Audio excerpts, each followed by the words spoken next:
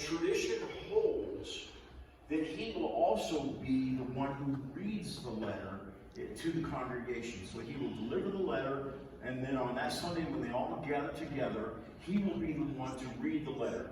That's the privilege he has of delivering it, but it also gives him an opportunity to answer any questions, to clarify any things, because Paul and Epaphroditus have discussed this letter at length.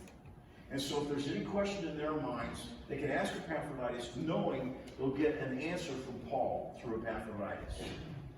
So imagine as he's reading this letter, he comes to this section that talks about himself. And that might feel, probably a little awkward. You would feel awkward too if you were reading your own, a thank you letter that someone sent you. If you were reading that to a bunch of people, it might feel a little awkward. But I got to tell you that Epaphroditus has got me feeling really, really good that Paul thinks of him in this way. The encouragement that Paul has given Epaphroditus really, really encourages him, really builds him up. So now, what's the point? How do we respond? As I said, there's no teaching in this passage, but it is instructive to us. Because I think that as Christians, as people of Mill Creek, that we need to take the idea of encouragement very seriously. We need to ask ourselves, who among us are the Timothys and the Epaphroditus? Or for that matter, who among us are the Lydias and the Priscillas?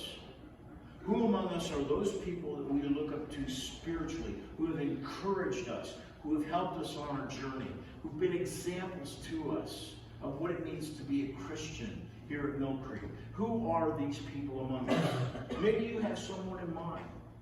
Maybe there's someone here today, or maybe someone who's since passed on, who is very influential in who you are today. I can't say there was any single person in my life, but boy, I can sure give you a long list of people. I stand before you as a minister of the gospel of Jesus Christ, not because I was seeking this, but because God put people in my path throughout my life and just gently steered me where God wanted me to go. And I stand before you because of that, not by any choice of my own. Well, it is a choice of my own. I choose to obey. I choose to follow what God has laid out before me. But there have been many, many people who have been an encouragement to me and have made me who I am today. But who is that for you? Are they here today?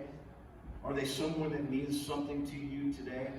And I would suggest to you that along with asking the question of who our Timothys and Epaphroditus are, what do you do to encourage them? What do you do to let them know how much they mean to you? Do you send them a letter or make a phone call? Or just come up to them and talk